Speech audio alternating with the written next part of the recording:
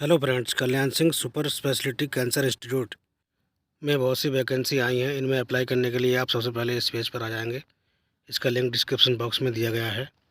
इस पेज को ओपन करने के बाद सबसे पहले आपको रजिस्टर नाउ पर क्लिक कर देना है। इससे साइन अप पेज ओपन हो जाएगा। सबसे पहले आप अपना मोबाइल नंबर एंटर करेंगे।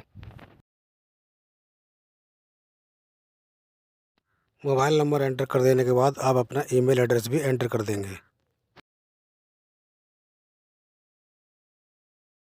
ईमेल एड्रेस फिल हो जाने के बाद आप मोबाइल नंबर के सामने सेंड ओटीपी वाले लिंक पर क्लिक कर देंगे।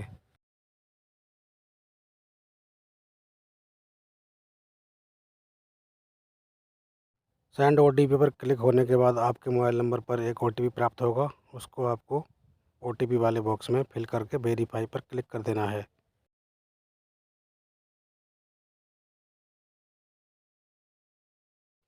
मोबाइल पर ओटीपी प्राप्त होने के बाद हम फिल करके जैसे ही वेरीफाई ओटीपी पर क्लिक करेंगे तो ओटीपी वेरीफाई होने के बाद वेरीफाई की जगह ग्रीन टिक शो हो जाएगा।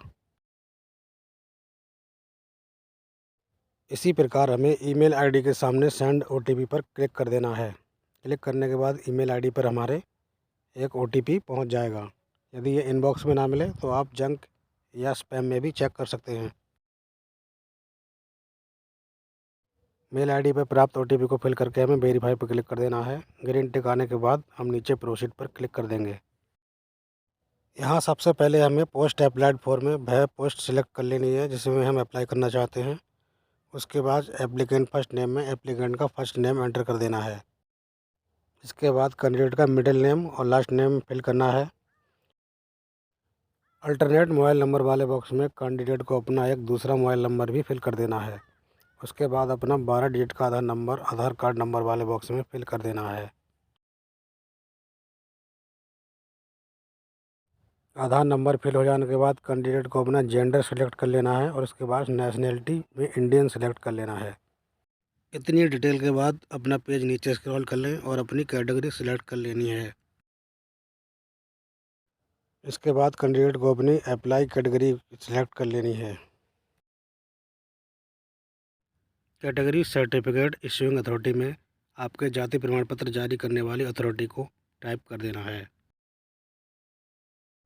इसके बाद date of issue of category certificate में कैटेगरी सर्टिफिकेट यानी जाति प्रमाण पत्र की जारी तिथि फिल करनी है। अगले step serial number of category certificate में आपको अपने जाति प्रमाण पत्र का प्रमाण पत्र क्रमांक एंटर कर देना है। इसके बाद are you a person with benchmark disabilities, इसमें दिव्यांग व्यक्ति को यस करना है, अन्य लोग नो पर टिक कर दीजिए। फ्रीडम फाइटर और एक्स सर्विसमैन जो आपके साथ अप्लाई हो उसी अनुसार यस या नो सिलेक्ट कर लीजिए और इसके बाद आपको पेज नीचे स्क्रॉल कर लेना है। Are you permanent government employ, इसमें उन्हीं को यस करना है जो गवर्नमेंट एम्प्लॉय हैं, अन्यथा नो सेलेक्ट कर लीजिए। एनओसी और सस्पेंडेड वाले बॉक्स में जो आपके साथ अप्लाई हो वो टिक कर दीजिए। इसके बाद आपके खिलाफ़ कोई एफआईआर या कोई क्रिमिनल केस दर्ज हुआ है या नहीं ये सिलेक्ट कर लेना है और इसके बाद आप कभी गिरफ्तार हुए हैं या नहीं या क्रिमिनल केस में गिरफ्तार हुए हैं या नहीं ये सिलेक्ट कर लेना है। और अंत में डेट ऑफ बर्थ सिलेक्ट करके डिक्लेरेशन बॉक्स पर टिक करके सबमिट पर क्लिक कर देना है। सबमिट पर क्लिक करने के बाद आपको पेज को नीचे स्क्रॉल कर देना है। पेज को पूरा नीचे स्क्रॉल करने के बाद आपको कंटिन्यू पर क्लिक कर देना है। कंटिन्यू पर क्लिक करने के बाद आपकी साइन अप वाली टैब कंप्लीट हो जाएगी। बेसिक डिटेल में सबसे पहले आपको 3 एग्जामिनेशन सेंटर सेलेक्ट कर लेने हैं। एग्ज़ाम सेंटर सेलेक्ट हो जाने के बाद आपको अपने पिताजी का नाम एंटर कर देना है।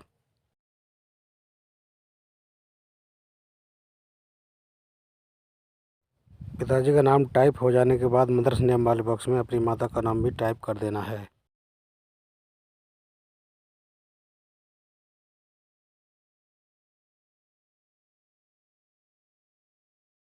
और फिर पेज को नीचे स्क्रॉल कर लेना है। इसके बाद आपको अपनी मैरिटल स्टेटस सेलेक्ट कर लेनी है और इसके बाद पिन कोड लुकअप पर क्लिक कर देना है। पिन कोड लुकअप पर क्लिक करने के बाद अपने कॉरस्पॉन्डेंट एड्रेस का स्टेट और डिस्ट्रिक्ट सेलेक्ट करके पिन कोड भी सिलेक्ट कर लेना है। एड्रेस लाइन 1 में आपको मकान नंबर, ग्राम, वार्ड, मोहल्ला तथा पोस्ट ऑफिस आदि फिल कर देना है तथा लाइन 2 में ब्लॉक, तहसील, शहर आदि का नाम फिल कर देना है। इसी प्रकार आपको अपना परमानेंट एड्रेस फिल करना है। यदि आपका कॉरेस्पॉन्डेंट एड्रेस और परमानेंट एड्रेस सेम है तो परमानेंट एड्रेस के नीचे सेम एज कॉरेस्पॉन्डेंट एड्रेस पर टिक कर देना है। इसके बाद आपको सबमिट पर क्लिक कर देना है। सबमिट पर क्लिक करने के बाद आपकी बेसिक डिटेल्स कंप्लीट हो जाएंगी और आपको अपनी एजुकेशनल डिटेल फिल करनी है। सबसे पहले आपको अपनी डिग्री या डिप्लोमा पर टिक कर देना है। उसके बाद सेलेक्ट क्वालिफ़िकेशन में से अपनी उस डिग्री या डिप्लोमा को सिलेक्ट कर लेना है। अगले बॉक्स में आपकी डिग्री या डिप्लोमा जिस यूनिवर्सिटी से आपने किया है वो टाइप कर देनी है।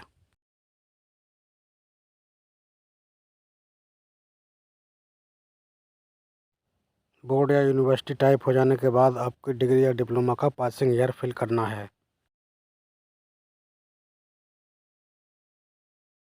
इतनी डिटेल्स जब फिल हो जाएं तब आपको अपनी डिग्री का सर्टिफिकेट ब्राउज़ करने के लिए चूज़ फाइल पर क्लिक कर देना है। इसके बाद अपनी डिग्री या डिप्लोमा की स्कैन्ड कॉपी को ब्राउज़ करके सिलेक्ट कर लेना है और ओपन पर क्लिक कर देना है। इसके बाद आपको अपलोड पर क्लिक कर देना है। इस प्रकार आपकी डिग्री या डिप्लोमा की फ़ाइल अपलोड हो जाएगी। इसके बाद आपका 50 बेड के हॉस्पिटल में कम से कम 2 वर्ष का एक्सपीरियंस है तो इस पर टिक कर दीजिए और उसके बाद सबमिट पर क्लिक कर दीजिए। क्वालिफ़िकेशन डिटेल के बाद आपको अपनी एक्सपीरियंस डिटेल फिल करनी है। सबसे पहले आप उस संस्था या हॉस्पिटल का नाम फिल करेंगे जहां से आपने 2 वर्ष के एक्सपीरियंस का सर्टिफिकेट प्राप्त किया है।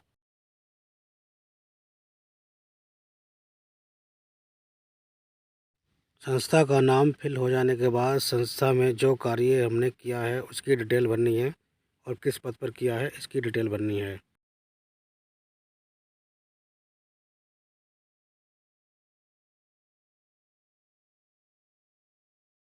इसके बाद जॉइनिंग डेट में हमें वह डेट फिल करनी है जिस डेट को हमने संस्था में एक्सपीरियंस कार्य प्रारंभ किया था।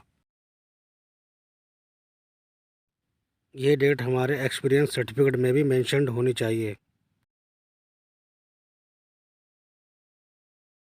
यानी हमें वह जॉइनिंग डेट सेलेक्ट करनी है जो हमारे एक्सपीरियंस सर्टिफिकेट में है।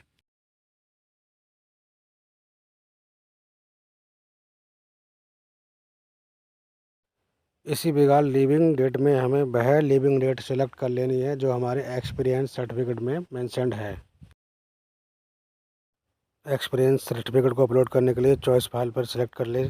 उसके बाद एक्सपीरियंस सर्टिफिकेट को सिलेक्ट करके ओपन पर क्लिक कर देना है और फिर अपलोड पर क्लिक करना है। एक्सपीरियंस सर्टिफिकेट की स्कैन कॉपी अपलोड हो जाने के बाद हमें सबमिट पर क्लिक कर देना है। इस प्रकार हमारी एक्सपीरियंस की डिटेल कंप्लीट हो जाएगी। उसके बाद डॉक्यूमेंट अपलोड वाली टैब पर आने पर हमें डॉक्यूमेंट अपलोड करने हैं। सबसे पहले हमें अपने फ़ोटो की स्कैन कॉपी अपलोड करनी है। फ़ोटो की चौड़ाई 150 पिक्सल और ऊंचाई 200 पिक्सल से ज़्यादा ना हो, अन्यथा ये फ़ोटो अपलोड नहीं होगा। इसी प्रकार सिग्नेचर की स्कैन कॉपी की ऊंचाई 50 पिक्सल और लंबाई 150 पिक्सल से ज़्यादा ना हो, अन्यथा अपलोड करने में दिक्कत हो सकती है। इसके बाद हमें कैस्ट सर्टिफिकेट और मैट्रिकुलेशन सर्टिफिकेट की फ़ाइलें भी एक एक करके अपलोड कर देनी हैं। इन सभी फाइलों को एक एक करके हमें सावधानीपूर्वक अपलोड करते जाना है।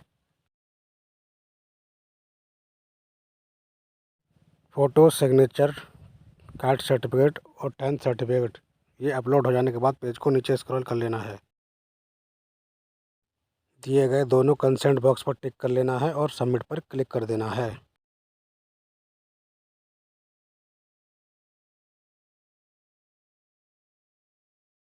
सबमिट पर क्लिक करने के बाद हमारी सारी डिटेल फिल हो जाएंगी और हम पेमेंट पेज पर पहुंच जाएंगे। पेमेंट करने से पहले एक बार फॉर्म प्रीव्यू पर क्लिक करके हम इसका प्रीव्यू देख लेंगे। प्रीव्यू में यदि कोई त्रुटि मिलती है तो उसे संशोधित कर लेंगे और संशोधित करने के बाद हम फिर पेमेंट पेज पर आ जाएंगे। पेमेंट पूरी करने के लिए हमको पे नाउ पर क्लिक कर देना है। पे नाउ पर क्लिक करने के बाद हमें वह माध्यम सेलेक्ट कर लेना है जिससे हम पेमेंट कंप्लीट करना चाहते हैं। यूपीआई से पेमेंट करना बहुत ही सरल है, तो सबसे पहले हम यूपीआई सेलेक्ट कर लेंगे और जनरेट क्यूआर कोड पर क्लिक कर देंगे।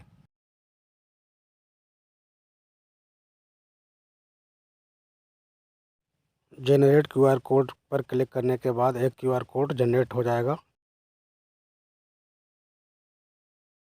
इसे हम किसी भी यूपीआई ऐप से स्कैन करके आसानी से पेमेंट कंप्लीट कर सकते हैं।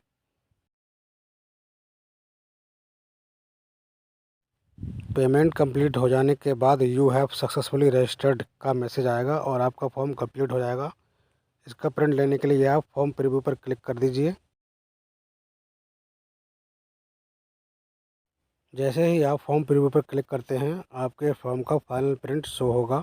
इसको आप प्रिंट कर लीजिए और इसको सुरक्षित रख लीजिए।